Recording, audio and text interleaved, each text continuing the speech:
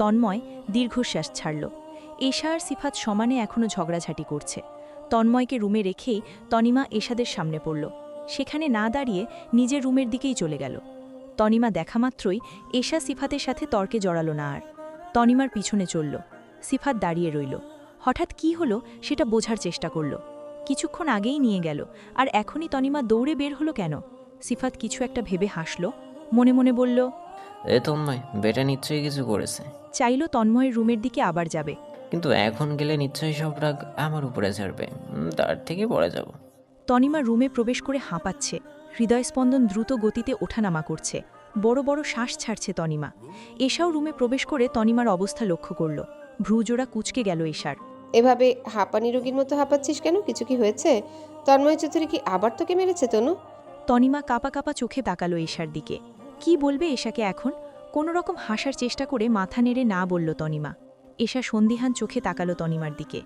এশার কেন জানি তনিমার কথা বিশ্বাস হচ্ছে না। সঙ্গে সবকিছু সন্দেহজনক লাগল। তনিমার নিকটে গিয়ে দাঁড়ালো এশা। তনিমাকে নিজের দিকে ফিরিয়ে প্রশ্ন করল, সত্যি করে বল তো তনু, কি হয়েছে? আমার থেকে তুই আবার কথা লুকাচ্ছিস? তনিমা আমতা আমতা করল। এশাকে কিভাবে বলবে? মাত্র সে কত বড় কার্য করে ফেলেছে, সেটা তো বলার মতো কথা না। এসা তেমন কিছু না, আমি তো তোকে বললাম। এই, তুই আমার দিকে তাকা তনু, তাকা বলছি। এশার চোখে চোখ রাখল তনিমা। এশা ফের আগের মতোই প্রশ্ন করল, কি হয়েছে আমাকে বল সব। তুই এমন আচরণ করছিস কেন? আমি শিওর কিছু একটা হয়েছে, আমাকে বল তনু, আমার দিকে তাকিয়ে বল। এসব বললাম তো কিছু হয়নি, তাও কেন বারবার একই কথা জিজ্ঞেস করছিস? আমাকে রুমে নিয়ে গিয়েছিল এবং আমি চলে এসেছি, তাই সবসময় কিছু করবে বা থাপ্পড় মারবে এমন তো নয়, তাই না? আমাকে কিছু করলে অবশ্যই আমি তোকে বলতাম এসব। মারেনি আমায়, আর জিজ্ঞেস করিস না। তনিমা পুরো ঘটনা এড়িয়ে গেল এশার থেকে। নিজের ভিতরেই চেপে রাখল এশা। এশা বিশ্বাস করে নিল তনিমার কথা, আর কথা বাড়ালো না তনিমার সাথে এই প্রসঙ্গে। কিন্তু অন্য প্রসঙ্গ তুলে বলল, নাবিলার সাথে কথা বলতে যাবি না? তখন তো যেতে পারলাম না, হাদারাম আর তোরে তন্ময় চৌধুরীর জন্যে। তনিমা তৎক্ষণাৎ চোখ মুখ কুঁচকে ফেলল। মুখ বাঁকিয়ে বলে উঠল, এই, আমার তন্ময় চৌধুরী মানে? আমার কবে হলো সে? হ্যাঁ, কী সব বলছিস? সে আদৌ কখনো আমার হবে? কখনোই হবে না এসা। এশা নিঃশব্দে হাসল, মনে মনে বলল, বোকা মেয়ে তুই তনু। কথা বাড়ালো না এশা, বাদ দিতে বলে বলল, চল আগে তো নাবিলার সাথে কথা বলে আসি। নাবিলা টেবিলে বসে বসে ডায়েরি লিখছিল। তখনই তনিমা আর এশা রুমে প্রবেশ করে। নাবিলা চমকিয়ে ওঠে, হঠাৎ করেই এসেছে দেখে। ভয় পেলে নাকি নাবিলা? তাহলে দুঃখিত, আমাদের তোমাকে ভয় পাওয়ানোর কোনো ইচ্ছে ছিল না। নাবিলা হেসে দিয়ে বলল, কী সব বলছো তনিমা? আমি এমন কিছু বলেছি তোমাদের? হঠাৎ করে তোমাদের দেখছি তো, তাই একটু চমকে উঠেছিলাম। ঠিক আছে, আজ আমার রুমে কি মনে করে আসলে তোমরা দুজন? আগে কখনো তো আসতেই না। কথাগুলো বলছিল নাবিলা, সঙ্গে ডায়েরিটা বন্ধ করে ফেলল। আজ আসতেই ইচ্ছে হলো তোমার রুমে। এসে কি তোমায় ডিস্টার্ব করে ফেললাম নাবিলা?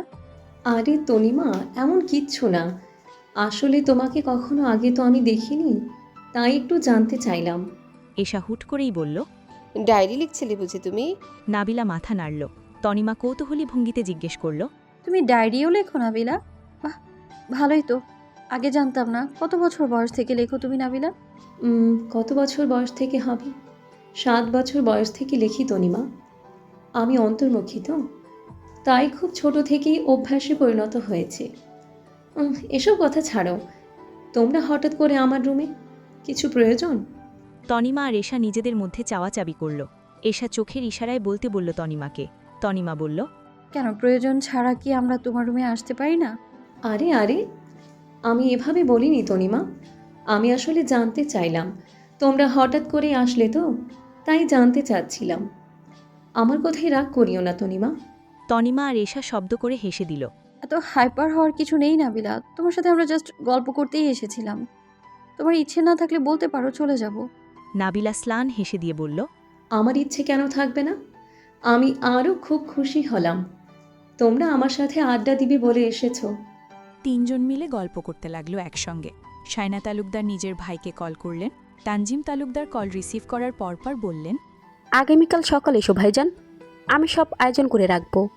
তুমি ভাবি আর ওয়াসিফকে নিয়ে চলে এসো। আমিও ভেবে দেখলাম দেরি করা ভালো হবে না। ওয়াসিফ আমার নিজের হাতেই বড় হয়েছে, তাই যত দ্রুত সম্ভব আমি এই দিয়ে দিব। তোমরা আগামীকাল সকালে চলে আসবে, চৌধুরী বাড়িতে? শায়না তালুকদার কথাগুলো শেষ করে কল কেটে দিলেন। পিছনে ফিরে দেখেন ফারিস চৌধুরী অদ্ভুত দৃষ্টিতে তাকিয়ে আছেন তার দিকে। ফারিস চৌধুরী গম্ভীর গলায় বলে উঠলেন, কার বিয়ে দেওয়ার কথা বলছো তুমি? কারা আসবে শায়না? শায়না তালুকদার কাটকাট গলায় জবাব দিলেন, তনিমার বিয়ে ঠিক করেছি আমার ভাইপোর সাথে। আগামীকাল ওদের এঙ্গেজমেন্ট আয়োজন করব, ঘরোয়াভাবেই করব। শায়না তালুকদারের কথা শুনে ফারিস চৌধুরী বিচলিত হলেন, ঘামতে শুরু করলেন। চিন্তার রেখা ফুটে উঠল কপালে। তাণ্ডব শুরু হয়ে যাবে তনিমার বিয়ের কথা কেউ একজন জানলে। ফারিস চৌধুরী ভয় পাচ্ছেন। তিনি গম্ভীর চিন্তায় পড়ে গেলেন। কি করবেন না করবেন? আতঙ্কিত চোখে তাকিয়ে জিজ্ঞেস করলেন, বিয়ে? এতে তাড়াতাড়ি কিসের জন্য তনিমার বিয়ে দেবে শায়না? মেয়েটা এখনো কলেজ শেষ করেনি, আর মেয়েটা এখনো অনেক ছোট। বিয়ের পরও পড়তে পারবে। ওয়াসিফ ভালো ছেলে, আমার ভাইপোকে আমি চিনি। তার থেকেও বড় কথা, আমার মনে হয়েছে তনিমার বিয়ে দিয়ে দেওয়া উচিত, তাই আমি রাজি হয়েছি আমার ভাইপোর প্রস্তাবে। তবুও শায়না, আরও একটু সময় নিয়ে ভাবো। তনিমা জানে বিয়ের বিষয়ে কিছু? না, তনিমা এখনো কিছু জানে না, আমি এখনো কিছু বলিনি। ফারিস চৌধুরী অবাক হলেন। কি, তুমি এত বড় একটা সিদ্ধান্ত নিয়েছো শায়না, আর বলছো তনিমা কিছু জানে না? তনিমাকে কখন বলবে? শায়না তালুকদার চুপ করে দাঁড়িয়ে থেকে কিছু ভাবছেন। ফারিস চৌধুরীর কথার জবাবে কিছু বললেন না। ফারিস চৌধুরী আবার জিজ্ঞেস করলেন, তুমি কি আমার কথা এড়িয়ে যাচ্ছ শায়না? আমি কখন থেকে তোমার কাছে কিছু জানতে চেয়েছি, কিন্তু তুমি আমার কথা কোনো জবাব দিচ্ছ না কেন? জবাব দেওয়ার মতো কিছুই নেই, তাই দিচ্ছি না। ফারিস চৌধুরী অবাক হলেন বটে।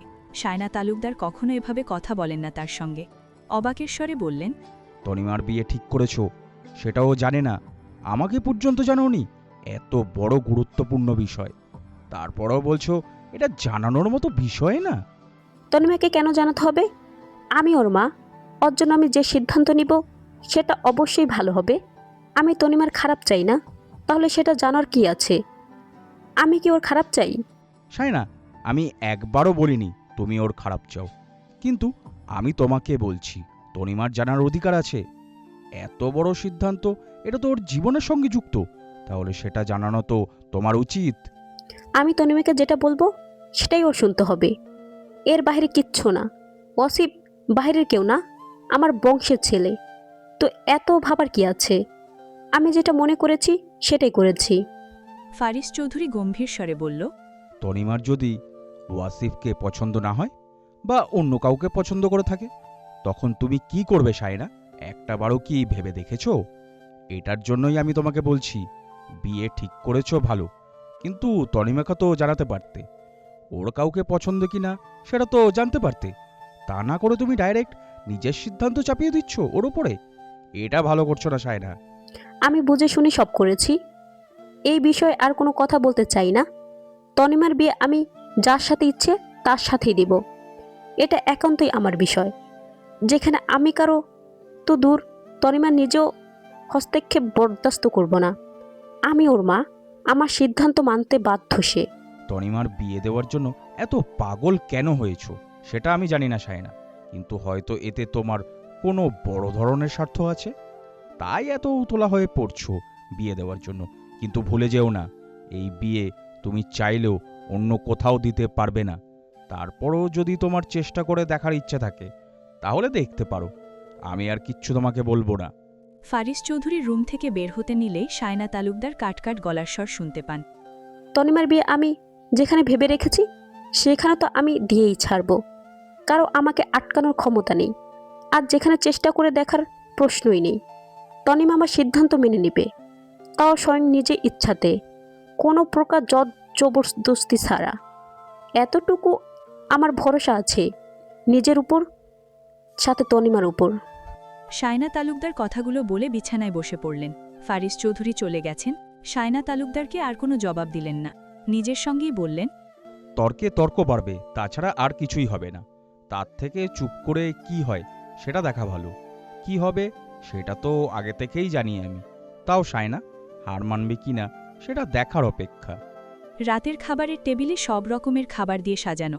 সবাই এক এক করে এসে চেয়ার টেনে বসে পড়ছেন। ফাবিয়া শেখ নিজের ছেলের পাশে বসেছেন, যদি তার ছেলের কিছু লাগে। ফারিস চৌধুরী আর শায়না তালুকদার পাশাপাশি বসেও চুপ করে আছেন। কেউ কারোর সাথে কোনো কথা বলছে না।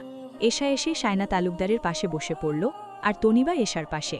সবাই টেবিলে বসেছে, শুধু তন্ময় আর সিফাত এখনও নিচে আসেনি। ঋতু বারবার উপরের দিকে তাকিয়ে দেখার চেষ্টা করল তন্ময় আসছে কিনা। যদিও সে ফাবিয়া শেখের সাথে কথা বলেছে, আজ ফাবিয়া শেখকে দেখে মনে হচ্ছে অনেক খুশিতে আছেন। ফাবিয়া শেখ অনেক বছর আগে থেকেই চাইতেন তার মেয়ে ঋতুর সঙ্গে তন্ময়ের বিয়ে হোক। অনেক লোভী মহিলা সে। স্বামীর বাড়ি থাকতেও চৌধুরী বাড়িতে বেশি পড়ে থাকেন, তাতে অবশ্য কেউ কিছু বলে না। তন্ময় নিজেও কখনো এসব বিষয় কথা বলেনি। এতদিন জিহানের অসুস্থতার জন্য তিনি ব্যস্ত ছিলেন অনেক, তাই ঋতুর আর তন্ময়ের বিয়ের প্রসঙ্গে কিছু আলাপ করতে পারেনি। ঋতুর সাথে তন্ময়ের বিয়ে হলে লাভবান সেই হবে, তাই তো অনেক বছর ধরে নিজের মেয়ের সাথে বিয়ের পরিকল্পনা করে গেছেন। আজ আলাপ করতে পারবে বিয়ের প্রসঙ্গে, তাই তো আজ তাকে দেখে অনেক খুশি লাগছে।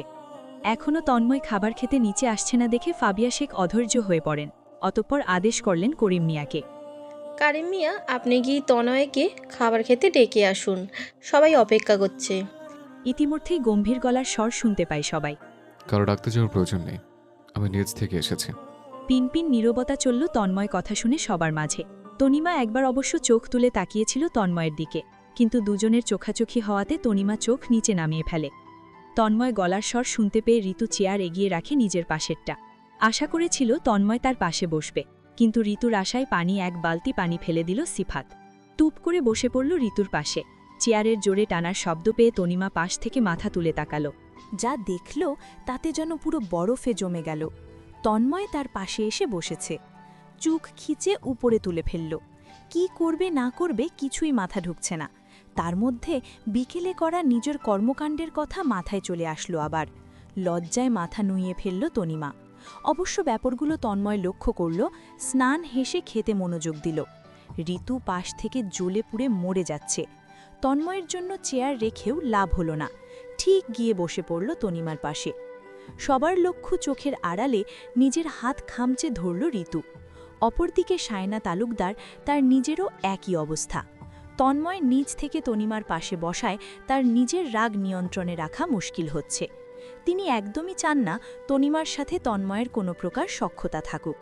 তারপরও আপাতত তার মস্তিষ্কে অন্য পরিকল্পনা চলছে, তাই তিনি নিজেকে নিয়ন্ত্রণ ধরে রেখেছেন। পুরো ডাইনিং টেবিল জুড়ে কিছুক্ষণ নীরবতা চলল। কেউ কোনো কথা বলছে না, সবাই মনোযোগ সহকারে খাবার খাচ্ছে। তনিমা আর চোখে একটু পর পর তন্ময়ের দিকে তাকাচ্ছে। তনিমার মনে হতে লাগল নিঃশ্বাস ফেলতেও ওর কষ্ট হচ্ছে তন্ময় পাশে থাকায়। বুক প্রচণ্ড ধুকপুক করছে। তনিমার বারবার আর চোখে তাকানো তন্ময় লক্ষ্য করেছে বহুবার। তন্ময় অবশ্য কিছু বলল না। বিপরীত পাশ থেকে এশাকে বারবার চোখ টিপ মারছে সিফত। এশা মহাবিরক্ত এই হাদারামকে নিয়ে, খেতে বসেও শান্তি দিচ্ছে না। এশা চোখ বরম করে তাকালো, কিন্তু তাতেও যেন লাভ হচ্ছে না। এশা নিজের সাথে বিড়বিড় করল, এই ব্যাটার মতো অসভ্য দুটো দেখিনি, পুরুষ মানুষের মতো কোনো গুণের ছিটে ফোটা নেই এর মাঝে। হঠাৎ সবার নীরবতা ভেঙে ফাবিয়া শেখ উৎসুক দৃষ্টিতে তাকিয়ে থেকে বললেন, ভাইজান, আমার কিছু কথা ছিল, অনেক দিন ধরে ব্যস্ততার জন্য বলতে পারিনি, তাই আজ যেহেতু সবাই আছে তাই ভাবলাম বলে ফেলি। আপনার অনুমতি থাকলে আমি কথাগুলো বলতে চাই। ভাইজান, তনয় তো অনেক বছর বাইরে ছিল, আবার কবে না কবে চলে যায়। তার আগে আমাদের উচিত তনয়ের বিয়ের কাজটা সেরে ফেলা। তন্ময়ের কথা শুনেও যেন শুনল না। সবাই টুকটাক চোখ চাওয়াচাওয়ি করল। ফারিস চৌধুরী জানতে চাইলেন ফাবিয়া শেখের থেকে, কার সঙ্গে বিয়ে দেওয়ার কথা বলছো ফাবিয়া? বিয়ে দেওয়া উচিত আমি জানি, কিন্তু কার সঙ্গে? ফারিস চৌধুরী কথা শেষ করতে দেরি, কিন্তু ফাবিয়া শেখের নাম বলতে সময় নিল না। কেন ভাইজান, আমাদের নিতুর সঙ্গে। আমার নিতু তনয়কে অনেক পছন্দ করে, আর তনয়ের জন্য তো আমাদের নিতুই যোগ্য পাত্রী। আমার অনেক আগে থেকেই ইচ্ছে ছিল নিতুর সঙ্গে তনয়ের বিয়ে দেওয়ার। ফাবিয়া শেখের কথা শুনে পুরো ডাইনিং টেবিল জুড়ে পিনপিন নীরবতা চলল। জিহান ভ্রু জোড়া কুচকিয়ে ফেলল। তার মার নিশ্চয়ই মাথা খারাপ হয়েছে, না হলে তিনি জানেন না কিছুই। জিহান চুপ থাকলো, কিছু বলল না। তন্ময়কে তো সেদিন থেকে সহ্য হয় না, আর তনিমাকে দেখলে রাজে মাথা জ্বলে ওঠে। এই মেয়ের জন্য আমার এই অবস্থা আজ। ফারিস চৌধুরী অদ্ভুত দৃষ্টিতে তাকালেন। তার নিজের ওপরে রাগ হতে লাগল। তার পরিবারের মানুষগুলো যে কি শুরু করেছে নিজের সঙ্গেই বিড়বিড় করলেন। এক বিপদ শেষ করতে না করতেই আরেক বিপদ এসে হাজির। তন্ময়ের দিকে তাকালেন। না, তন্ময় এখনও নির্বিকার খেয়ে যাচ্ছে। এই ছেলের বিশ্বাস নেই, যে কোনো সময় রাগে ফেটে পড়তে পারে। কিন্তু তার থেকেও বড় কথা, তন্ময় চুপ আছে সেটা সহ্য হচ্ছে না। ঋতুর নাম শুনে তনিমার বুকের মধ্যে ছলাৎ করে উঠল। তন্ময়ের সঙ্গে ঋতুর বিয়ে হবে? তনিমা অসহায় দৃষ্টিতে তাকালো তন্ময়ের পানে। বুকের মাঝে অসহ্য রকমের ব্যথা অনুভব করতে লাগল তনিমা। তন্ময় নির্বিকারভাবে খেয়ে যাচ্ছে, কোনো দিকে ভ্রুক্ষেপ করল না, সবাইকে বলতে দিল। ফারিস চৌধুরী থেকে কোনো জবাব না পেয়ে ফাবিয়া শেখ আবার বললেন, কি হলো ভাইজান, কিছু বলছেন না যে? তনয় চলে যাওয়ার আগে ওদের বিয়ে দিয়ে ফেলা ভালো হতো না? ফারিস চৌধুরী কি বলবেন বুঝে উঠতে পারলেন না। এই মুহূর্তে তার কি বলা উচিত তাও সে জানে না। ফাবিয়া শেখ তাকিয়ে আছেন, তাও দৃঢ় কণ্ঠে বলল, আমি এই বিষয় কি বলতে পারি ফাবিয়া? বিয়ে যেহেতু তন্ময়, তাহলে সেটাও ভালো জানবে করবে কি না। আমি তো এই বিষয়ে কিছু বলতে পারছি না। তুমি বরং তন্ময়ের থেকে জানো, তন্ময় যেটা বলবে সেটাই হবে। ভাইজান, আপনি বাড়ির কর্তা, তাহলে এটা কেমন কথা বলছেন? তনয় আপনার ছেলে, আপনি বললে অবশ্যই মানবে। আর ঋতু তো খারাপ না, আমার মেয়ে, ছোট থেকে চৌধুরী বাড়িতে বড় হয়েছে। ফারিস চৌধুরী চুপ, জবাব দিলেন না। ফাবিয়া শেখ বেশ বিরক্ত হলেন, কিন্তু তারপরেও শান্ত থেকে তন্ময়ের দিকে তাকিয়ে বলল, তনয়, তোর কোনো আপত্তি আছে ঋতুকে বিয়ে করার? এতক্ষণে মুখ খুলল তন্ময়, তীক্ষ্ণ কণ্ঠে বলল, আপত্তি আছে আমার। তন্ময় যে এমন কিছু বলবে সেটা ফারিস চৌধুরী আগেই বুঝেছিলেন, তাই তিনি অবাক হয়নি। বাকিরা সবাই হয়েছে, বিশেষ করে তনিমা অনেক বেশি অবাক হয়েছে। ঋতুর মুখে আধার নেমে আসলো। ফাবিয়া শেখ বিচলিত হয়ে গেল। ফাবিয়া শেখ কিছু বলবেন, তার আগেই তন্ময় তাকে চুপ করিয়ে দিয়েই নিজে বলল, হ্যাঁ, তো মেয়ের বিয়ে দেওয়ার শখ থাকলে আপনার ভাইকে বলবেন ছেলে খুঁজতে খটক লাগিয়ে দিবে, তাহলে মেয়ের জন্য পাত্র পেয়ে যাবেন। ঘটা করে চৌধুরী পরিবারে বড় হয়েছে বলে যে চৌধুরী পরিবারে বিয়ে দেবেন, সে চিন্তা বাদ দিয়ে দেন। এসব কি বলছিস তনয়? ঋতু থেকে ভালোবাসে, তাই তো তোর সাথে বিয়ে দিতে চেয়েছি। সেটা কি ভালো না? ঋতু তো তোর ফুফাতো বোন, সেখানে তোর সাথে বিয়ে দিয়ে কাছাকাছি রাখা ভালো না? আর আমি কি তোর খারাপ চাইতে পারি তনয়, বল? তৎক্ষণাৎ জবাব দিলেন ফাবিয়া শেখ। তন্ময় তাচ্ছিল্যের হাসি দিল। ফাবিয়া শেখকে রগে রগে চেনে তন্ময়। ধুরন্ধর একজন মহিলা, নিজের স্বার্থের জন্য কত নিচে নামতে পারে সেটা তন্ময় খুব ভালো জানে। তাচ্ছিল্যের সুরে বলল, আপনাকে তো বলিনি আমার এত ভালো চাইতে। আমার ভালো চাইবেন না। অবশ্যই আপনাদের ভালো চাওয়া আর খারাপ চাওয়া দিয়ে আমার কিছু যায় আসে না। ঋতু আমার কিছু হয় না। ফারিস চৌধুরীর সঙ্গে আপনার এবং আপনার মেয়ের সম্পর্ক, আমার না। আমার সাথে কোনো সম্পর্ক করার চেষ্টা করার প্রয়োজন নেই। তনিমা খুশি হওয়ার সঙ্গে বেশ অবাক হল, কিন্তু প্রকাশ করল না। টেবিল জুড়ে শুধুই নীরবতা চলছে। তন্ময়ের কথাতে ফাবিয়া শেখ প্রতিক্রিয়া দেখাতেও ভুলে গেলেন। ছোটরা সবাই অবাক হচ্ছে তন্ময়ের কথায়, কিন্তু ফারিস চৌধুরী ও সায়না তালুকদার বা ফাবিয়া শেখের মধ্যে কোনো অবাক হওয়ার রেশ মাত্র নেই। মনে হচ্ছে তারা এই বিষয় সম্পর্কে অবগত। হ্যাঁ, তারা সবই জানে, শুধু ছেলেমেয়েগুলো কিছু জানে না। ঋতু অসহায় দৃষ্টিতে তাকালো তন্ময়ের দিকে। তন্ময় যখন দেশ ছেড়ে চলে গেছিল তখন ঋতুর বয়স ছিল 12 বছর। ঋতু অনেক কিছুই বুঝত তখন। সেই সময় থেকে ঋতু তন্ময়কে পছন্দ করত। 10 বছর পর যখন তন্ময় ফিরল, ঋতু ভেবেছিল হয়তো তন্ময়কে পাবে, কিন্তু তন্ময়ের কথাগুলো শুনে স্তব্ধ হয়ে গেল ঋতু। তারপরও তন্ময়কে বলল, আমাকে বিয়ে করতে রাজি নাই হতে পারো, তাই বলে আমাকে বোনও মানবে না তন্ময় ভাই?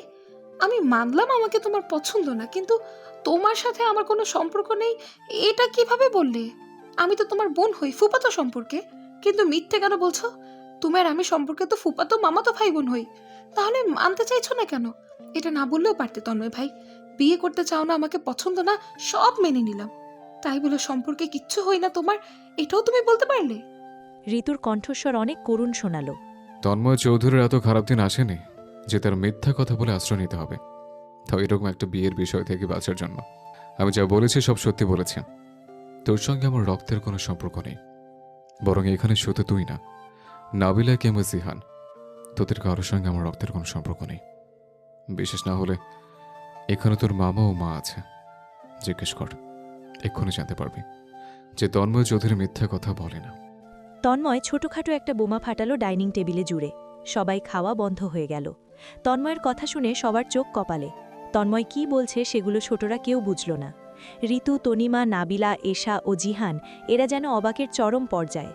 সায়না তালুকদার, ফারিস চৌধুরী ও ফাবিয়া শেখ, তাদের মধ্যে কোনো প্রতিক্রিয়া দেখা গেল না। তন্ময়কে থামতে বললেন ফারিস চৌধুরী। তন্ময় এত বড় কথা ওদের সামনে বলে দিবে ভাবতে পারেনি ফারিস চৌধুরী। নরম স্বরে বলল, এই পুরনো কথাগুলো না বললে তো হতো তন্ময়। এইগুলো ওদের তুমি বলে কি বোঝাতে চাইলে আমি বুঝলাম না, কিন্তু তোমার এইগুলো বলা একদমই উচিত হয়নি তন্ময়। এত বড় মূর্খতা তুমি করবে এটা আমি ভাবতে পারছি না। তন্ময় ফারিস চৌধুরীর কথা পরোয়া না করেই বলল, এখানে মূর্খতার কিছুই নেই। সত্যি আজ হলেও জানবে, পরে হলেও জানবে। আপনারা এগুলো লুকিয়ে কি প্রমাণ করতে চাইছেন সেটাই বুঝলাম না। আর যেটা সত্যি সেটা আমি বলছি। আমার বাড়িতে বড় হয়েছে, তাই বলে যে ওর সাথে আমার আপন বোন, তাই বলে যে ওর সাথে আপনার বোন আমার বিয়ে নিয়ে ভাববে, এটা চরম বোকামি। আর আমার বিয়ে সেখানেই হবে যেখানে আমার মা নীলা চৌধুরী ঠিক করে রেখে গেছেন। তন্ময়ের শেষের কথা শুনে সায়না তালুকদার ভাবনায় পড়ে গেলেন। নীলা চৌধুরী কার সঙ্গে তন্ময়ের বিয়ে ঠিক করে গেছেন সেটা নিয়ে। এই বিষয়ে তারা কেউ কিছু জানে না। ফারিস চৌধুরীর দিকে ফাবিয়া শেখ তাকিয়ে জানতে চাইলেন, কিন্তু ফারিস চৌধুরী সে নিজেও জানে না কিছু। অবশ্য জানার কথা না। নীলা চৌধুরী অত্যন্ত বুদ্ধিমতী নারী ছিলেন, তাই তার পরিকল্পনা সম্পর্কে বা পরে কি করবেন কেউ জানত না। ঋতু এগিয়ে গেল ফাবিয়া শেখের দিকে। ফাবিয়া শেখের বাহু ধরে ঝাঁকিয়ে ঝাঁকিয়ে জানতে চাইল, মা, মা, তন্ময় ভাই সত্যি আমার সম্পর্কে কিচ্ছু হয় না? বলো মা, তন্ময় ভাই কি করে আমার কিচ্ছু হয় না? ফারিস মামার ছেলে কি করে আমার কিচ্ছু হয় না? বলো না মা, কি হলো বলো। ফাবিয়া শেখ কোনো জবাব দিলেন না। তার কাছে জবাব আছে, কিন্তু দিলে যে অনেক সত্যি সামনে এসে যাবে তাই তিনি চুপ থাকলেন। জবাব দিলে তার নিজেরই সমস্যা হবে, তাই তিনি কোনো কথার জবাব দিলেন না ঋতুকে। সায়না তালুকদারের এগুলো দেখে বিরক্ত অনুভব হলো, তাই তাচ্ছিল্যের সুরে তন্ময়কে বলে ওঠেন, এগুলা করে কি মজা পাও আমি জানি না তন্ময়, কিন্তু এত এত নাটক করতে পারো নীলার মতো জানতাম না। যেমন মা তার ঠিক তেমন ছেলে রেখে গেছে। মুহূর্তে তন্ময় গর্জে উঠল। অপ্রত্যাশিত এক কাজ করে বসল। খাওয়া ছেড়ে উঠে দাঁড়িয়ে হাতের কাছে যে গ্লাস ছিল সেটা ছুঁড়ে মারল সায়না তালুকদারের দিকে।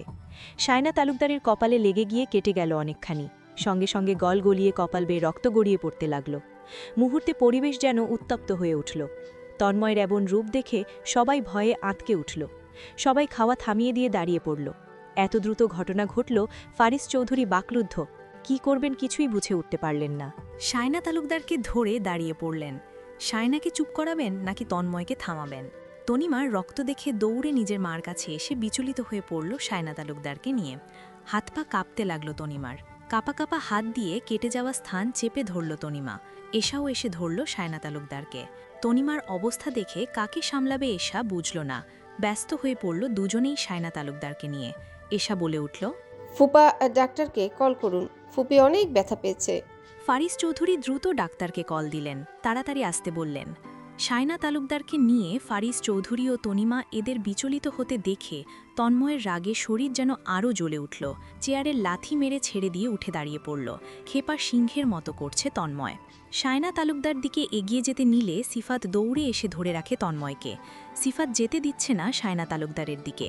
সিফাত তন্ময়ের রাগ সম্পর্কে অবগত। আজ যে সায়না তালুকদারকে সহজে ছাড়বে না সেটা সিফাত বুঝল, তাই তো তন্ময়কে ধরে রাখল। কিন্তু আগেই তন্ময় আঘাত করে ফেলেছে সায়না তালুকদারকে। এখন আবার কিছু করলে পরিস্থিতি সামলাতে পারবে না সিফাত, তাই ছাড়ল না তন্ময়কে। সিফাত, আমাকে ছাড়। আমাদের মাঝে আজ কেউ আসবে না, একদম আমাকে ছাড় বলছি। আমি আজ দেখে নেব এই মহিলাকে। তন্ময়ের রাগে গজগজ করতে করতে বলল, এই নষ্ট মহিলার সাহস হলে কি করে আমার মাকে নিয়ে কটূক্তি করার? আমি ওর জিভ টেনে ছিঁড়ে ফেলবো সিফাত। নষ্ট মহিলাদের মুখ দিয়ে আমার মায়ের নামে একটা বাজে কথা শুনলে এখানে জীবন্ত কবর দিয়ে দেব। নীলা চৌধুরীর নাম মুখে নেওয়ার যাদের যোগ্যতা নেই তারা আবার কটূক্তি করে কথা বলে কোন সাহসে? ঋতু নাবিলা ভয়ে জমে গিয়ে ফাবিয়া শেখের পার্শ্ব ধরে দাঁড়িয়ে পড়ল। ফাবিয়া শেখ নিজেও ভয় পেলেন। জিহান চেয়ারে বসে থেকে দেখতে থাকল। ওর কাছে বিনোদন লাগছে, তাই চেয়ারে বসে মজা নিতে থাকল। খুশি খুশি লাগছে জিহানের কাছে। এত বড় ঘটনা ঘটিয়েছে তন্ময়, নিশ্চয়ই সায়না তালুকদার ছেড়ে দিবে না, সেটা নিয়ে ভেবে নিজেই খুশি হতে থাকল জিহান। তনিমা ভয়ে আতকে উঠল। তন্ময়ের এই রূপের সঙ্গে আগে কখনো পরিচিত হয়নি তনিমা। এ যেন নতুন এক তন্ময়, যে উন্মাদ হয়ে উঠেছে। তনিমার খারাপ লাগলো তন্ময়ের করা ব্যবহারে। সায়না তালুকদারকে নষ্ট মহিলা বলার কারণ তনিমা জানে না, কিন্তু তার মাকে এগুলো বলার জন্য তনিমার অনেক খারাপ লাগলো। পারলে তনিমা এখনই জবাব চাইত, কিন্তু এখন জবাব চাওয়ার সময় না। সায়না তালুকদারকে আগে সামলাতে হবে, তারপর তন্ময়ের সঙ্গে বোঝাপড়া করবে তনিমা। তন্ময় এতটা রেগে যাবে সায়না তালুকদার নিজেও বুঝতে পারেননি, কিন্তু তার মাথা রাগে জ্বলছে। আঘাত করেছে তার জন্য না, এতগুলো মানুষের সামনে তাকে অপমানিত করার জন্য। ফারিস চৌধুরী রাগে গর্জে বললেন, তন্ময়, কি হচ্ছে এইসব? এটা কোন ধরনের আচরণ তন্ময়? তুমি এইভাবে ছোটদের সামনে কি বলছো? আর এইভাবে গ্লাস ছুঁড়ে মারার সাহস পাচ্ছ কোথায়? সায়নার যদি বড়সড়ভাবে লেগে ক্ষতি হয়ে যেত? একটা কথা না হয় বলে ফেলেছো ভুল করে, সেটা তো আমি দেখার জন্য তো আমি ছিলাম, কিন্তু তাই বলে তুমি এভাবে গ্লাস ছুঁড়ে মারবে তন্ময়? এত অসভ্য হয়ে গেছো! কি অবস্থা করেছো তুমি, দেখতে পারছো? ফারিস চৌধুরীর কথার জবাব না দিয়েই হুঙ্কার দিয়ে উঠল তন্ময়। অগ্নি দৃষ্টিতে তাকিয়ে থেকে বলল, ফরিস চৌধুরী, জ্ঞান দেবেন না। আপনার জ্ঞান ছোড়ার জন্য আমি এখানে দাঁড়িয়ে নেই। আপনি কি কি করতে পারেন বা কতটুকু করতে পারেন আমার জানা আছে। আমার মাকে নিয়ে আমি কারো মুখ থেকে কটূক্তিতে দূর, বাজে একটা শব্দকে ব্যবহার করলেও তার জিভ টেনে ছিঁড়ে ফেলব। আমি বেঁচে থাকতে কারো সাহস নেই আমার মাকে নিয়ে কিছু বলার। আর এই মহিলার সাহস আছে কোত্থেকে আমার মাকে নিয়ে কটূক্তি করে কথা বলার? যার বাড়িতে থেকে খাচ্ছে তাকে নিয়ে আবার কটূক্তি করছে? বাহ! তন্ময়ের রাগে সবকিছু টচনচ করে দিতে ইচ্ছে করছে, কিন্তু নিজেকে দমিয়ে রাখার চেষ্টা করল। এখনও এখানে দাঁড়িয়ে থাকলে আরও রাগ বাড়বে, তাই চলে যাওয়ার সিদ্ধান্ত নিল। সিফাত থেকে নিজেকে জোর করে ছাড়িয়ে নিল তন্ময়। যেতে যেতে সবাইকে শোনার মতো করে বলল, ফরিস চৌধুরী, আপনাকে আমি শেষবার মতো ওয়ার্নিং দিচ্ছি। নিজের বউকে সামলান, এখনও সময় থাকতে। নাহলে আমার যদি সামলাতে হয় তাহলে ভালো হবে না তার জন্য বলে দিলাম। আজ শুধু কপালে আঘাত পেয়েছে, পরের বার শ্বাস নেওয়ার জন্য প্রাণী থাকবে কিনা বলতে পারছি না। এবারের মতো আমি তাকে ছেড়ে দিলাম, কিন্তু পরের বার তাকে ছাড়ব না। সায়না তালুকদার রাগে ফুঁসে ওঠেন। তন্ময় এমন কিছু করবে তিনি আজ করতে পারেনি। তুমি আমাকে হুমকি দিচ্ছ? তোমার হুমকিকে কি আমি ভয় পাই? সায়না তালুকদার তোমার মতো ছেলেকে ভয় পায় না। তোমার মতো দুদিনের ছেলে আমাকে হুমকি দিচ্ছে। আজকে যা করেছো ভালো করনি তন্ময়। আমি তোমাকে দেখে নেব। সায়না তালুকদার কম যায় না কিচ্ছুতে, এবং তোমার করা আঘাত আমি তোমাকে ফিরিয়ে দিব 4 গুণ করে তন্ময়। সেজন্য অপেক্ষা করো। তন্ময়ের কথা শুনে শব্দ করে হেসে দিয়ে বলল, সেদিনের অপেক্ষা করছি তন্ময় চৌধুরী। তাড়াতাড়ি করবেন মিসেস তালুকদার, বেশি অপেক্ষা করা আমার পছন্দ না। তন্ময় সচরাচর রাগ করলেও এতটা রেগে যায় না। আজ প্রথম মনে হয় সবাই তন্ময়ের এমন রূপ দেখল। তন্ময়ের মা নীলা চৌধুরী মারা যান 13 বছর আগে। তখন তন্ময়ের বয়স ছিল 17 বছর। মায়ের মৃত্যুতে অনেক ভেঙে পড়েছিল তন্ময়। নীলা চৌধুরীর মৃত্যুর 3 মাস পরপরই ফারিস চৌধুরী বিয়ে করেন সায়না তালুকদারকে। তারা পূর্ব পরিচিত ছিলেন। ফারিস চৌধুরী বিয়ে করেছে, তাতে তন্ময়ের কোনো সমস্যা বা আপত্তি ছিল না কোনো কালে। কিন্তু সমস্যা শুরু হয় সায়না তালুকদারকে নিয়ে। তিনি রীতিমতো নীলার চৌধুরীর জিনিস দখল করার চেষ্টা করতেন, কিন্তু তন্ময়ের জন্য কখনো পেরে ওঠেনি। চৌধুরী বাড়িতে বিয়ে করে আসলেই সায়না তালুকদারকে নতুন রুম দেওয়া হয়, কিন্তু তার প্রয়োজন ছিল নীলার চৌধুরীর রুম এবং তার সব জিনিস। সেটা নিয়ে তন্ময়ের সাথে অনেক দ্বন্দ্ব চলেছে, কিন্তু কখনো জিততে পারেনি। নীলা চৌধুরীর রুম এবং তার সব জিনিস আগের মতোই সাজানো গোছানো রয়েছে। এগুলো অবশ্য তন্ময়ের জন্য রয়েছে। তন্ময় নীলা চৌধুরীকে নিয়ে কোনো বাজে শব্দ শুনতে পারে না, তাই আজ সায়না তালুকদার বলা কথাতে তন্ময় রেগে গিয়ে এমন কাজ করে ফেলে। তাতে অবশ্য তন্ময়ের কোনো আফসোস হচ্ছে না। আর কিছু ভাবল না তন্ময়, সিঁড়ির দিকে এগিয়ে গেল। উপরে উঠতে যাবে তন্ময়, হঠাৎ করে তখনই তার নজরে পড়ে গেল সিঁড়ির পাশের বড় মাছের একুরিয়ামটা। একুরিয়ামটার দিকে তাকিয়ে থেকে তন্ময় মনে করার চেষ্টা করল এটা কে এনেছে। কে এনেছে সেটা মনে পড়তেই তন্ময় বাঁকা হাসি দিল। দুষ্ট বুদ্ধি ঘুরল মাথার মধ্যে। সায়না তালুকদারের অনেক শখের ছিল একুরিয়ামটা। নিজে গিয়ে সবকিছু দেখে দেখে নিয়ে এসেছিলেন। দেখাশোনা নিজে করতেন। স্বচ্ছ কাচের ভেতর রঙিন মাছগুলো নির্বিকার ভঙ্গিতে ঘুরে বেড়াচ্ছিল। একুরিয়ামটা তন্ময় ইচ্ছে করেই হাত দিয়ে ধাক্কা দিয়ে ফেলে দিল ফ্লোরে। ঠস করে শব্দ হতে সবাই তাকালো তন্ময়ের দিকে। আবার সবাই বাকরুদ্ধ হয়ে গেল। কাঁচ ভেঙে গিয়ে টুকরোগুলো পুরো ফ্লোরে ছড়িয়ে ছিটিয়ে পড়ল। একুরিয়ামটা ভেঙে চুরমার হয়ে গেল মুহূর্তে। মাছগুলো ছটপট করতে লাগলো পানিবিহীন। সায়না তালুকদারের শখের জিনিস চুরমার হতে দেখে তন্ময় প্রশান্তির হাসি দিল। তন্ময় এমন করা কাণ্ডতে আরেক দফা সবাই অবাক হল। শায়না তালুকদারকে আজ বেশ শায়েস্তা করেছে তন্ময়। শায়না তালুকদার শুধু দেখেই গেলেন তার শখের করা একুরিয়ামের নাজেহাল অবস্থা। অনেক শখ নিয়ে একুরিয়ামটার যত্ন নিতেন। সেই শখের একুরিয়ামের এই অবস্থা দেখে রাগে তনিমার থেকে ঝাড়া মেরে নিজেকে ছাড়িয়ে নিলেন শায়না তালুকদার। তন্ময় চলে গেছে, কিন্তু শায়না তালুকদার নিজের কাছে প্রতিজ্ঞা করলেন তন্ময়কে এর শাস্তি দিয়ে ছাড়বেন। শায়না তালুকদার নিজেও রাগে গজগজ করতে করতে নিজের রুমের দিকে চলে গেলেন। সে আঘাত পেয়েছে, তবু তার ভেতরে কোনো ভাবান্তর দেখা গেল না আঘাত নিয়ে। ব্যথা নিয়ে শায়না তালুকদারের কোনো ভাবান্তর নেই, কিন্তু তন্ময়ের করা অপমানে বেশ রাগান্বিত সে। কিন্তু তনিমা এসা চিন্তিত থাকে নিয়ে। তনিমা আর এশাও পিছে পিছে গেল শায়না তালুকদারের। ফারিস চৌধুরী ডাক্তারকে আবার কল দিলেন, কতদূর আছে এখনও সেটা জানতে।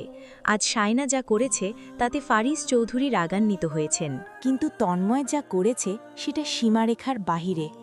অপরদিকে সবাই ভুলে বসল ঋতুর আর তন্ময়ের সম্পর্কে নিয়ে। ফারিস চৌধুরী ঋতুর মামা হলে কিভাবে তন্ময়ের সঙ্গে কোনো সম্পর্ক নেই? কেউ আর জানতে চাইল না কেন ঋতু তন্ময়ের সম্পর্কে কিছু হয় না। সবাই নিজ নিজ কাজে ব্যস্ত হয়ে পড়ল। ডাক্তার কিছুক্ষণ আগে এসেছেন। শায়না তালুকদারের মাথায় ব্যান্ডেজ করে দিলেন। ক্ষত বেশি গভীর না। ডাক্তার কিছু মেডিসিন দিলেন। ডাক্তার আনোয়ার হোসেন বলল, চিন্তার কোনো কারণ নেই, তাড়াতাড়ি সুস্থ হয়ে যাবে, শুধু বিশ্রাম নিতে হবে আর ঔষধগুলো সময় মতো খেতে হবে। তনিমার দিকে ঔষধগুলো আনোয়ার হোসেন এগিয়ে দিলেন। আনোয়ার হোসেন আর ফারিস চৌধুরী সম্পর্কে আত্মীয় হন। ফাবিয়া শেখের স্বামীর ছোট ভাই হন আনোয়ার হোসেন। তিনি পেশায় ডাক্তার, তাই বাহিরের কোনো ডাক্তার না ডেকে ফারিস চৌধুরী কল করেছিলেন আনোয়ার হোসেনকে। আনোয়ার হোসেন কিছু বলবে, তাই ফারিস চৌধুরীর সঙ্গে করে নিয়ে রুমের বাহিরে। তনিমা ঔষধ এগিয়ে দিল শায়না তালুকদারকে। এশা পাশেই দাঁড়িয়েছিল। শায়না তালুকদার চোখে মুখে বিরক্তির ছাপ স্পষ্ট, কিন্তু সেটা কী কারণে তনিমা বুঝল না। শায়না তালুকদারকে ঔষধ আর পানি খাইয়ে তনিমা বিছানার পাশে বসল। শায়না তালুকদার গম্ভীর গলায় বললেন, নিজের রুমে যাও তোমরা, আমাকে একা থাকতে দাও। তনিমা আর এশা মাথা নেড়ে চলে যেতে নিলে শায়না তালুকদার আবার পিছু ডাকলেন। তনিমা, তোমাকে একটা কথা জিজ্ঞেস করার আছে আমার। তনিমা তাকালো ভাবুক দৃষ্টিতে। শায়না তালুকদার বলল, ওয়াসিফ তোমাকে কোনো শাড়ি দিয়েছে? হ্যাঁ। তৎক্ষণাৎ জবাব দিল তনিমা। কালকে সেই শাড়িটা পরে তৈরি হয়ে থাকবে। এশা হুট করেই জিজ্ঞেস করে ফেলল শায়না তালুকদারকে। কেন? ফুপি কোনো বিশেষ আয়োজন আছে নাকি? শায়না তালুকদার কিছু বললেন না এখন। দেওয়ালেরও কান আছে। তিনি চান যত দ্রুত সম্ভব তনিমার আর ওয়াসিফের বিয়ে দিয়ে দিতে। রাগী সুরে বললেন, আয়োজন আছে কিনা সেটা আগামীকালকে দেখতে পাবে এশা। তোমাকে যেটা বলেছি তনিমা, তৈরি হয়ে থাকবে 10টার আগে। তনিমা মাথা নাড়ল। যাও এখন, আমাকে একা থাকতে দাও। তনিমা আর এশা চলে গেল। আনোয়ার হোসেন চিন্তিত ভঙ্গিতে জিজ্ঞেস করলেন, কিভাবে আঘাত পেয়েছ? বাড়িতে কি কোনো ঝামেলা হয়েছে? ফারিস চৌধুরী আমতা আমতা করলেন। হয়েছে, একটু ছোটোখাটো, বেশি ভাবার বিষয় না। আনোয়ার হোসেনকে বেশ চিন্তিত দেখালো। আমার মেয়ে ঠিক আছে। কোথায় আমার মেয়ে? ফারিস ভাই, আমার মেয়েকে একটু আসতে বলুন। কোথায় আমার মেয়ে? চিন্তিত হয়েও না আনোয়ার, তোমার মেয়ে ঠিক আছে। শায়নার সঙ্গে তন্ময়ের কথা কাটাকাটি হয়েছে। আনোয়ার হোসেন তাও শান্ত হতে পারলেন না। তার একমাত্র মেয়ে মা মরা, তার সঙ্গে কথা বলে না, থাকে না। কিছু হয়ে গেলে তিনি নিজেকে ক্ষমা করতে পারবেন না। ফারিস ভাই, আমার মেয়েটাকে একটু আসতে বলুন। চোখের দেখা যাই, একটু দেখে যাই। আমার সঙ্গে তো কথা বলবে না আমি জানি, কিন্তু আমি তো বাবা হয়ে না দেখে থাকতে পারি না। আনোয়ার শান্ত হও, ওদের আসতে বলছি আমি। করিম মিয়া ফাবিয়াকে গিয়ে বলো আনোয়ার এসেছে, তাড়াতাড়ি যেন নিচে আসে। করিম মিয়া চলে গেলেন ফাবিয়া শেখকে ডাকতে। তনিমা আর এশা রুম থেকে বের হয়ে ফারিস চৌধুরীর আর আনোয়ার হোসেনের সব কথা শুনেছে। ওরা দুজন যেন আকাশ থেকে পড়ল। নিজেদেরকে সামলিয়ে নিয়ে ভাবতে লাগল, আনোয়ার হোসেনের মেয়ে কে? ঋতু আর নাবিলা তো ফাবিয়া শেখের সন্তান, কিন্তু ওরা বুঝে উঠতে পারছে না। এশা তনিমার দিকে তাকিয়ে থেকে ফিসফিসে বলল, তনুর কিছুক্ষণ আগে না তন্ময় চৌধুরী কি যেন বলল? ঋতুর সঙ্গে তন্ময় চৌধুরীর কোনো রক্তের সম্পর্ক নেই? তাহলে কি এ ঋতুর বাবা আনোয়ার হোসেন? এই জন্যই তন্ময় চৌধুরী এটা বলেছিল যে ঋতু তার কিছু হয় না? এশার কথা শুনে তনিমাও চেষ্টা করল হিসাব মেলাতে। তন্ময়ের কথা অনুযায়ী যদি ঋতুর সঙ্গে কোনো সম্পর্ক না হয় রক্তের, তাহলে তো আনোয়ার হোসেনের মেয়ে ঋতু। তনিমার মাথা চক্কর দিয়ে উঠল। এশা তনিমাকে ধরে থেকে বলল, বাপরে বাপ, এরা কি সিনারি দেখতে পারে তনু! একটাবার ভাব, এত প্যাঁচ তাদের মাঝে জিলাপির মতো। তনু, এসব ছাড়, রুমে চল, আমার তোর সঙ্গে কথা আছে গোপনীয়। আনোয়ার হোসেন এসেছে শুনেই ফাবিয়া শেখ চিন্তিত হয়ে পড়লেন। এখন তো কোনোভাবেই তার মেয়ে রাজি না তার সঙ্গে দেখা করার জন্য। আনোয়ার হোসেন যতবার আসেন চৌধুরী বাড়িতে, ততবার মেয়েকে না দেখেই চলে যেতে হয় তার। কোনোভাবেই তার সঙ্গে তার মেয়ে দেখা করে না। মাথায় হাত দিয়ে ভাবতে বসে গেলেন কি করবেন। ফারিজ চৌধুরী আর আনোয়ার হোসেন বসেছিলেন। কারো পায়ের শব্দ পেয়ে সিঁড়ি দিকে তাকালেন আনোয়ার হোসেন। ফাবিয়া শেখ আসছেন তাদের দিকে এবং পিছনে ঋতু আর নাবিলা একসঙ্গে আসছে। আনোয়ার হোসেন অপলকভাবে তাকিয়ে থেকে দেখতে লাগলেন নিজের মেয়েকে। এতদিন পর নিজের মেয়েকে দেখে খুশিতে চোখে কিনারার পানি জমল। তার মেয়ে তো প্রতিবারই তাকে ফিরিয়ে দেয়। বসা থেকে উঠে দাঁড়িয়ে পড়ল আনোয়ার হোসেন। ফাবিয়া শেখ এগিয়ে এসে সালাম দিলেন আনোয়ার হোসেনকে। লিভিং রুমে এসেই ঋতু আর নাবিলা পাশাপাশি বসেছে। ঋতু নাবিলার হাত শক্ত করে আঁকড়ে ধরে রাখল। আনোয়ার হোসেন মন ভরে নিজের মেয়েকে দেখতে লাগলেন। মা মরা মেয়ে তার। আমার সঙ্গেও কোনো যোগাযোগ রাখে না। তিনি খুশিতে নিজের মেয়েকে বললেন, কেমন আছিস মা? ভালো আছিস? আমার কথা কি একবারও তোর মনে পড়ে না? আমার তো কেউ নেই রে দুনিয়ায় তুই ছাড়া। তাহলে কিভাবে পারিস এই অভাগা বাপের সঙ্গে কথা না বলে থাকতে? আনোয়ার হোসেনের কণ্ঠ অনেক করুণ শোনাল। নিজের মেয়ের দিকে তাকিয়ে থেকে ভাবলেন হয়তো জবাব দিবে, কিন্তু না, মুখ দিয়ে একটা টু শব্দ বের করল না। দীর্ঘশ্বাস ছাড়লেন। না, তার মেয়ে নিজেকে এখনও ক্ষমা করতে পারেনি। নিজের ভাবনা থেকে বের হতেই আনোয়ার হোসেন অনুভব করলেন কেউ তা হঠাৎ করেই এসেই গলা জড়িয়ে ধরল। তাকিয়ে যা দেখলেন তাতে যেন তিনি বিস্মিত হলেন কয়েকগুণ। আনোয়ার হোসেনের গলা জড়িয়ে ধরে থেকে নাবিলা কান্না করে দিল। আনোয়ার হোসেন টের পেলেন ভিতর থেকে শ্বাস ভেঙে ভেঙে কান্না করছে নাবিলা। শব্দ করে কান্না করতে লাগল। আনোয়ার হোসেন নিজের মেয়েকে এত বছর পর পেয়ে তিনিও খুশিতে কান্না করে দিলেন। নাবিলাকে শান্ত করতে লাগলেন। মাথায় স্নেহময় হাত বুলিয়ে দিলেন নাবিলার। ফাবিয়া শেখের সঙ্গে সবাই অবাক হলেন নাবিলাকে দেখে। যে নাবিলা তার বাবা আসলে রুমের সব কিছু বন্ধ করে বসে থাকত, দেখা করবে না বলে ১০০টা একটা বাহানা দিত। আজ সেই নাবিলা ফাবিয়া শেখ যাওয়ার সঙ্গে সঙ্গে আনোয়ার হোসেন এসেছে বলার পর দেখা করতে চলে এসেছে, আবার জড়িয়ে ধরে কান্না করছে। সবাই অবশ্য খুশি হলো অনেক। আনোয়ার হোসেনের কষ্ট দেখা যেত না। যখন নাবিলা তার সঙ্গে দেখা করবে না বলে না করে দিত, তখন তিনি অনেক কষ্ট বুকে নিয়ে চৌধুরী বাড়ি থেকে চলে যেতেন। কিছু যে করার ছিল না তার চলে যাওয়া ছাড়া। আনোয়ার হোসেন মেয়েকে বুকে জড়িয়ে মনে করলেন ১৩ বছরের আগের কথা, যেদিন নাবিলার মা মারা যায় তখন নাবিলার ৭ বছরের মেয়ে। সেদিন নাবিলার জন্মদিন ছিল, আর সেদিনই নাবিলার মা গাড়ি অ্যাক্সিডেন্টে করে মারা যায়। সেদিন থেকে নাবিলা নিজেকে একদম রুমবন্দি করে রাখত, নিজেকে দোষী ভাবা শুরু করে। তার মায়ের খুন সে করেছে, সঙ্গে সেদিন আরও একজনের খুনের জন্য নাবিলা নিজেকে দোষ দিতে লাগল। মানসিকভাবে বিধ্বস্ত হয়ে পড়ল, খেত না, নিজের সঙ্গে বকবক করত। এগুলো আনোয়ার হোসেনের চোখে সহ্য হতো না। নিজের আদরের মেয়ের এই করুণ অবস্থা দেখে তিনি ভিতরে ভিতরে দগ্ধ হতেন, কিন্তু কিছু করতেও পারতেন না। নাবিলা তার সঙ্গেও কথা বলতো না। তিনি তখন কোনো উপায় না পেয়ে তার ভাই তাজেল হোসেনের সঙ্গে কথা বললেন। নিজের ছোট ভাইয়ের মেয়ের এই অবস্থা দেখে তিনি নাবিলাকে নিজেদের কাছে নিয়ে আসলেন। তিনি কাজের জন্য বেশি সময় হেডকোয়ার্টারে থাকতে হয়, তাই ফাবিয়া শেখের হাতে বুঝিয়ে দিলেন। ফাবিয়া শেখ অনেক ভয় পান তার স্বামীকে, তাই তিনি কখনো নাবিলার অযত্ন করতেন না। ঋতু বা জিহান ওরাও নাবিলাকে নিজেদের ছোট বোনের নজরে দেখত। ঋতুও তখন বেশি বড় ছিল না, কিন্তু নাবিলার থেকে বড় হওয়ায় অনেক যত্নশীল ছিল নাবিলার প্রতি। সেই ট্রমা থেকে একটু একটু বের করে আনতে সাহায্য করে, কিন্তু নাবিলা এখনও নিজেকে ক্ষমা করতে পারেনি। তার নিজেকে এখনও মায়ের খুনি, সেদিন আরও একজনের অ্যাক্সিডেন্টের খুনি মনে হয়। তাই আনায়ার হোসেন থেকে নিজেকে দূরে রাখত। চোখে চোখ মেলাতে পারত না বাবার সঙ্গে নাবিলা। কিন্তু আনোয়ার হোসেন তো এগুলো বুঝতেন না। তার মেয়ের কিছু হয়নি তাতেই যেন তিনি জীবন ফিরে পেয়েছিলেন। কান্নায় গলা জড়ানো স্বরে নাবিলা উচ্চারণ করছে, বাবা, বাবা, আমাকে ক্ষমা করে দাও।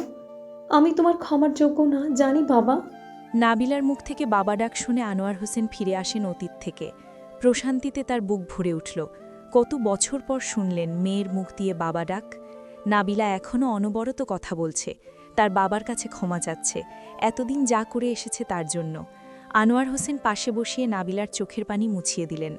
আমার মেয়ের চোখ থেকে এক ফোঁটা অস্ত্র গড়িয়ে পড়লে যে আমার কলিজা ভিজে যায় মা, কান্না করিস না।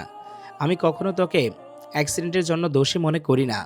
আল্লাহ তাআলা তো আগে থেকে তাকদিরে লিখে রেখেছে মা আমার, আমরা তো উসিলা মাত্র।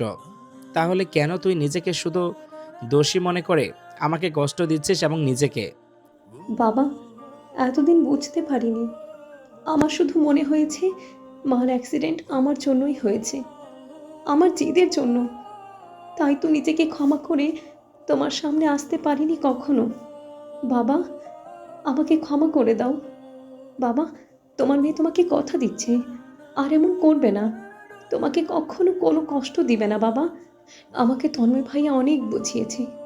সেদিনের পর থেকে বুঝলাম তোমার সাথে কত অন্যায় করেছি আমি। বাবা, কিন্তু তোমার সঙ্গে সাহসে কুলিয়ে উঠে কথা বলতে পারিনি। আনোয়ার হোসেন খুশি হলেন তন্ময়ের নাম শুনে। তার সঙ্গে তন্ময়ের সম্পর্ক খুবই ভালো। যতটা সম্পর্ক খারাপ ফারিদ চৌধুরীর সঙ্গে তন্ময়ের, ঠিক ততটাই ভালো সম্পর্ক আনোয়ার হোসেনের সঙ্গে। নীলা চৌধুরীর সঙ্গে তাদের পারিবারিকভাবে অনেক সখ্যতা ছিল।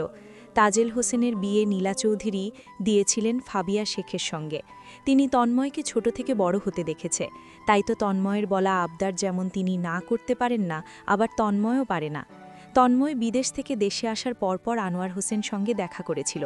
সেদিন আনোয়ার হোসেন অনুরোধ করে তন্ময়কে বলেছিল নাবিলার সব ঘটনা। তন্ময় কথা দিয়েছিল সব ঠিক করে দিবে, আর তন্ময় তার কথা রেখেছে। আনোয়ার হোসেনের খুশি আজ আকাশ সমান।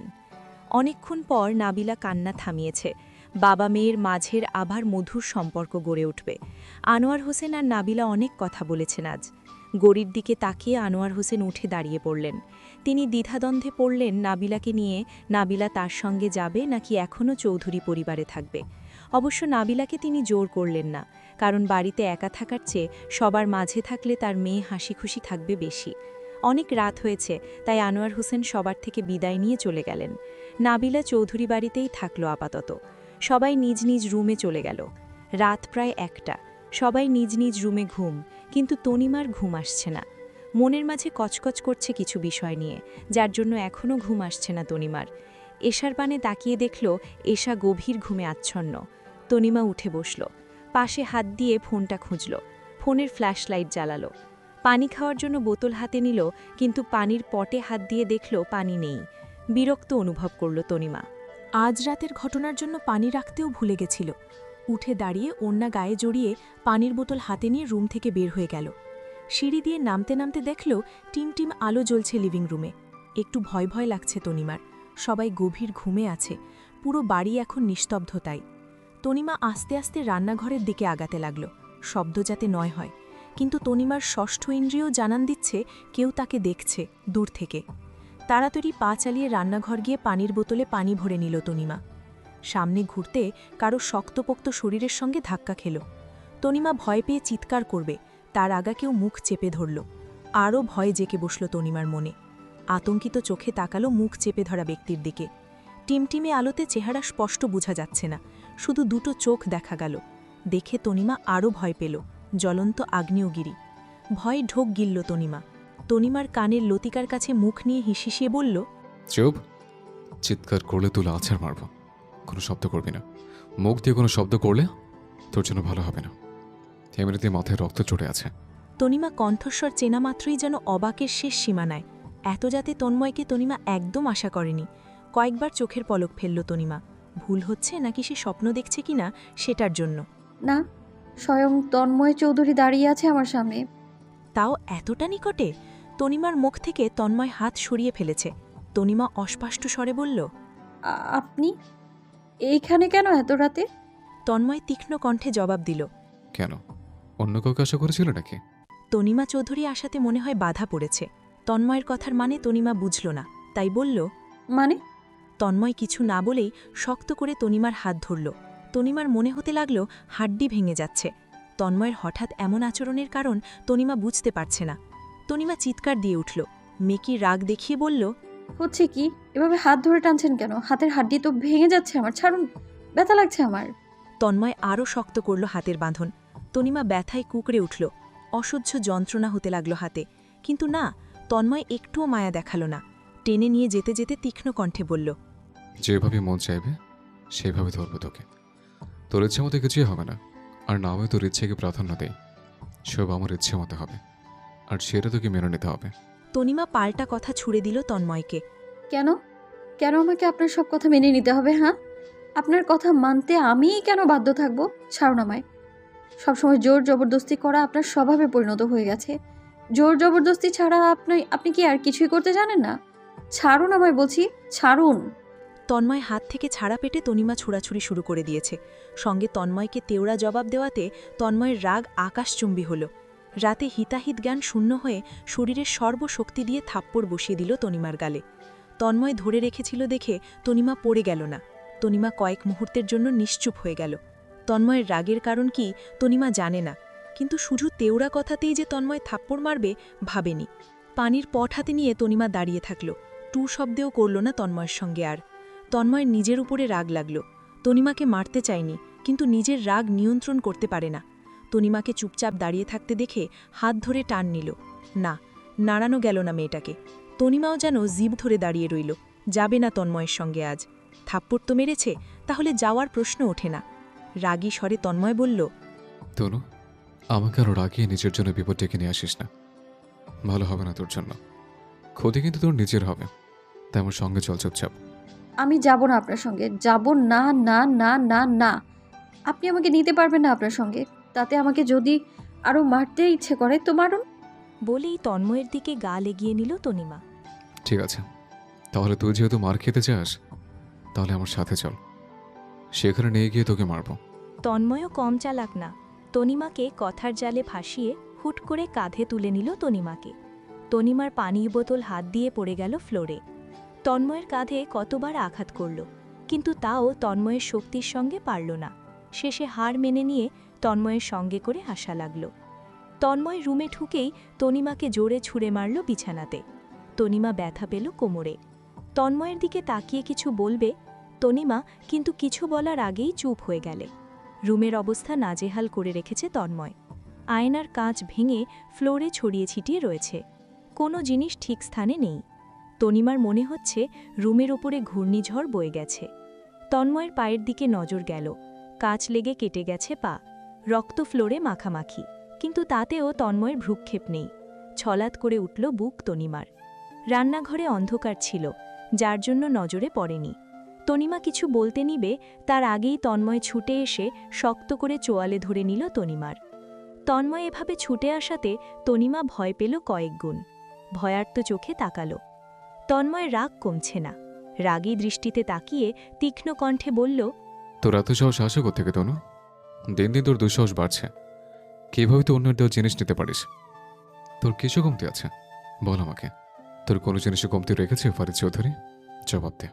তন্ময় কিসের কথা বলছে তনিমা বুঝছে না। চোয়ালে ধরে রাখায় তেমনভাবে কথা বলতে পারছে না তনিমা। তন্ময় আরও একটু চাপ প্রয়োগ করে তনিমার চোয়ালে ধরি বলল, জবাব দে, তোর কোনো জিনিসে কমতি রেখেছে? তন্ময়ের হাতে খামচে ধরে সরানোর চেষ্টা করছে, কিন্তু তন্ময়ের হাত সরাতে পারল না, আর না জবাব দিতে পারল। রাগে হিসিয়ে বলে উঠল তন্ময়, জবাব দে তনু, আমার ধৈর্যের বাঁধ ভেঙে যাচ্ছে তনু। তোর নাটক আমার সহ্য হচ্ছে না। তনিমা নিজের শরীরের সব শক্তি দিয়ে তন্ময়কে ধাক্কা দিল, যার দরুন তন্ময় কিছুটা পিছিয়ে পড়ল। এবার রাগে আরও জ্বলে উঠল তন্ময়। আগ্নেয়গিরির মতো জ্বলে উঠল তন্ময়ের চোখ। তনিমা চিৎকার দিয়ে উঠল। তনিমার আর সহ্য হচ্ছে না। তন্ময় আসলে কি চায় ওর থেকে সেটা তনিমা জেনে ছাড়বে আজ। বসা থেকে দাঁড়িয়ে তন্ময়ের দিকে ছুটে গেল। তন্ময়ের মুখোমুখি দাঁড়িয়ে বারংবার বুকে আঘাত করতে লাগল। চিৎকার করে বলতে লাগল, কি হয়েছে? কি সমস্যা আপনাদের? সবার সঙ্গে আমার কি সমস্যা? হ্যাঁ, আমি কি ক্ষতি করেছি আপনাদের?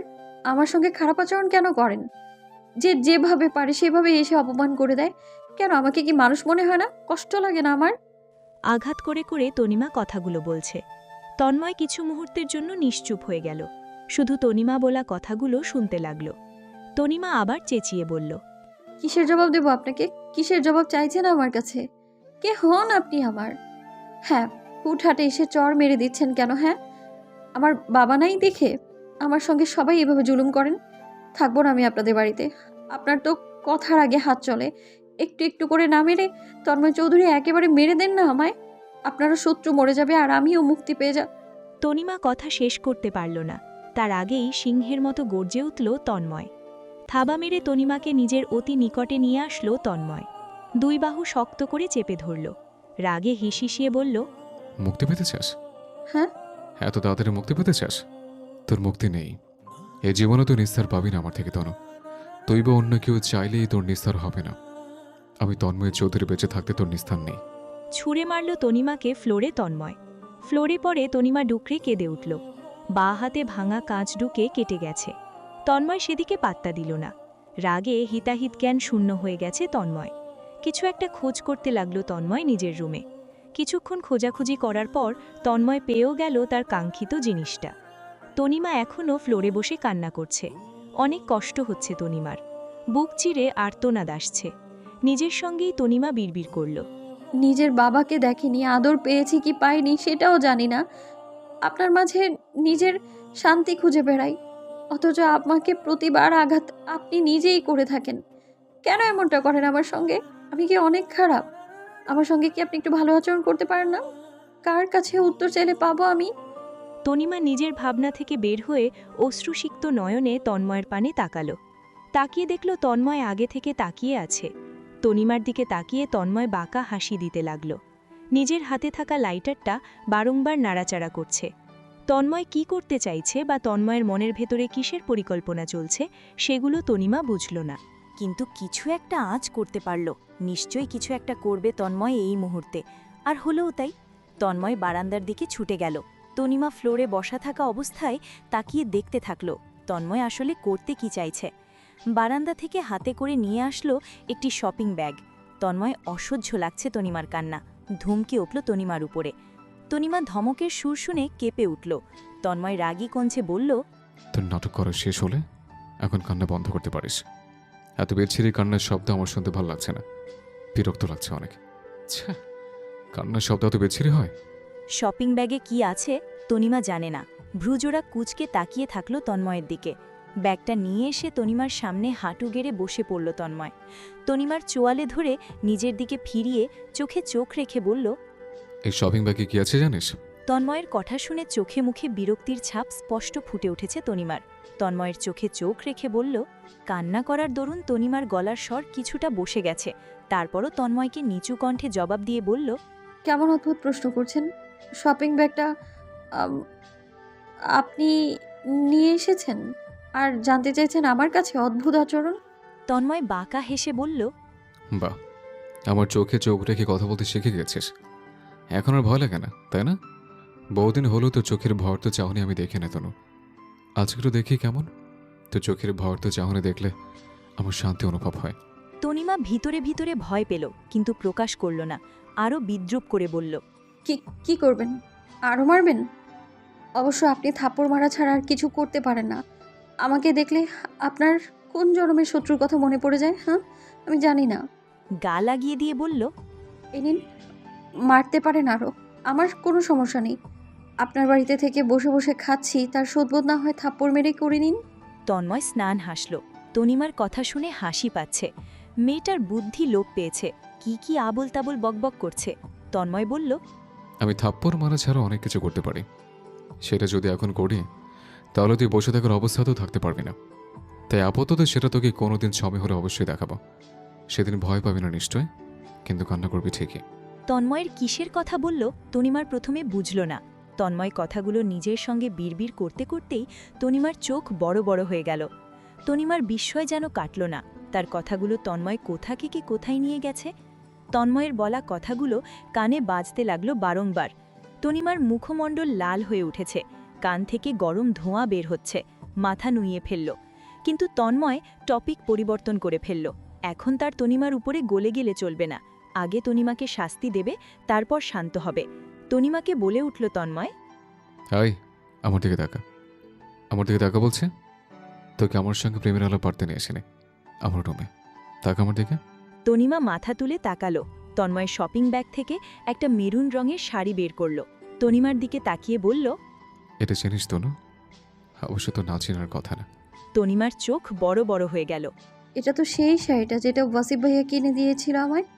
ড্যাব ড্যাব করে তাকিয়ে থেকে তনিমা বলল, এটা তো আমার মামাতো ভাই কিনে দিয়েছে। আপনার কাছে কি করছে শাড়িটা? আমাকে দিয়ে দিন এটা।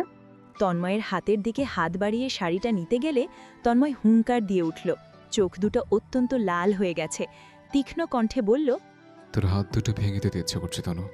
হাত ভাঙার কথা শুনে তনিমা ভয়ে হাত দ্রুত নিজের কাছে নিয়ে আনলো। মনে মনে বলল, এই বজ্জাতের বিশ্বাস নেই। মুখ দিয়ে যখন বলেছে মানে যে কোনো সময় হাত ভেঙে দিতে পারে। তোর স্পর্ধা দেখে আমি অবাক হচ্ছি। আমার থেকে হাত বাড়িয়ে অন্যের দেওয়া সস্তার শাড়ি নিতে চাস? বাহ, এই শাড়ি নেওয়ার জন্য দেখে তুই মরে যাচ্ছিস। কেমন আছে এই শাড়িতে? যদি আমার দিকে হাত বাড়িয়ে দিয়েছিস, শাড়ি পরবে তাই না? অনেক শখ জেগেছে শাড়ি পরার, তাও কিনা পরপুরুষে দেওয়া শাড়ি। সেটা পরতে অনেক শখ জেগেছে। তনিমা তৎক্ষণাৎ জবাব দিল, পরপুরুষ আবার কে? এটা আমাকে ওয়াসিফ ভাইয়া দিয়েছে। সে আবার পরপুরুষ কিভাবে হয়? সে আমার ভাই হয়।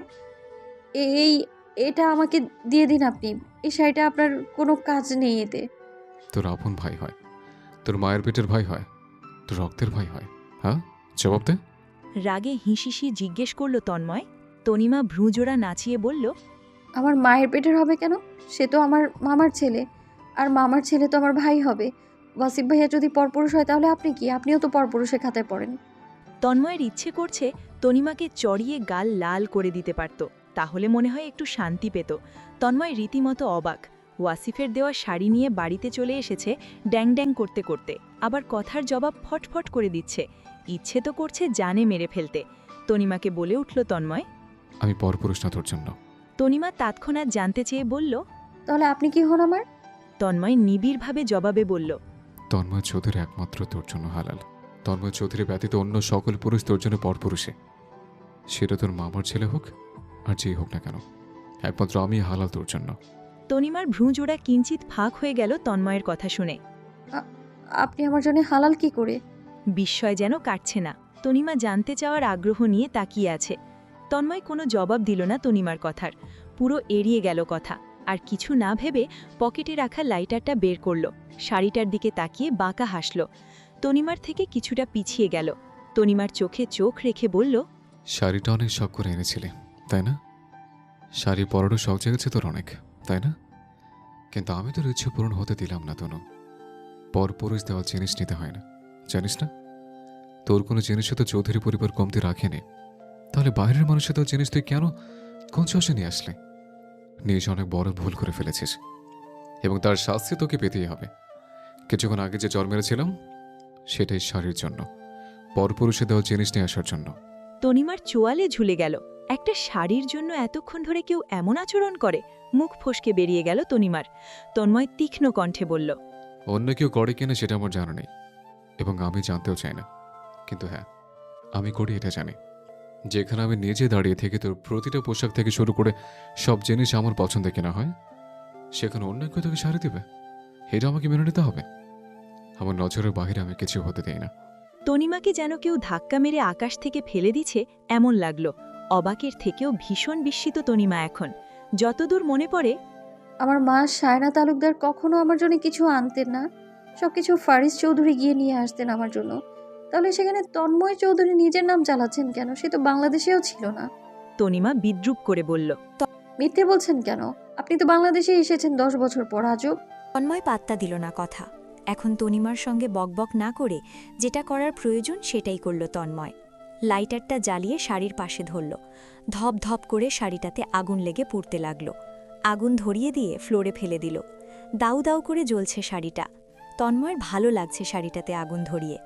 মনে হচ্ছে যে শাড়িটাতে আগুন দেয়নি, দিয়েছে যে শাড়িটা দিয়েছিল তার হাতে আগুন ধরিয়ে। তন্ময় চাইলেই পারত যে শাড়ি দিয়েছে তার ব্যবস্থা করতে, কিন্তু কিছু কারণবশত করেনি। তনিমা বাধা দিতে গিয়েও পারেনি তন্ময়ের সঙ্গে। তন্ময় একবার যা সিদ্ধান্ত নেয় সেটাই সে করে থাকে। তনিমার কোনো কথা শুনল না। নির্বিকারভাবে বসে চেয়ে রইল তনিমার শাড়িটার দিকে। চোখের সামনে শাড়িটা পুড়তে দেখতে লাগলো বসে বসে। কিছু করতে পারল না আর, না তন্ময়কে আটকাতে পারল। কি বলবে তন্ময়কে? শাড়িটা নিয়ে আফসোস হচ্ছে না তনিমার, শুধু ভাবছে শায়না তালুকদারকে কি জবাব দিবে। ওয়াসিফ ভাইয়া এত শখ করে দিল, তাকে জবাবে কি বলবে? তন্ময়ের দিকে তাকিয়ে তনিমা দেখল চোখে মুখে হাসির ঝিলিক। হয়তো শাড়িটা পুড়িয়ে আমাকে বিপদে ফেলতে পেরেছে, তাই এত খুশি, তনিমা ভাবল। নিচু স্বরে তন্ময়কে বলল, এমনটা কেন করলেন আপনি? আমার সঙ্গে কিসের শত্রুতা আপনার? আমার সব সময় এরকম সমস্যায় কেন ফেলেন আপনি?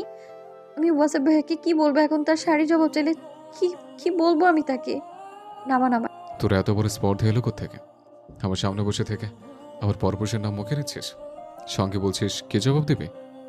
আর তো ম্যামে করিস কেন? তোর মা কয়দিন তোর জন্য তনু তনু করে, আমার সামনে থাকলে ম্যামে কম করবি। আজ এই পর্যন্তই। পরবর্তী পাঠ খুব তাড়াতাড়ি আসবে। যারা এখনো তানভীর ডায়েরি চ্যানেলটি সাবস্ক্রাইব করনি, প্লিজ পরবর্তী পার্ট দেখার জন্য সাবস্ক্রাইব করে পাশে থাকা বেল আইকনটি প্রেস করে দিও। ধন্যবাদ সবাইকে।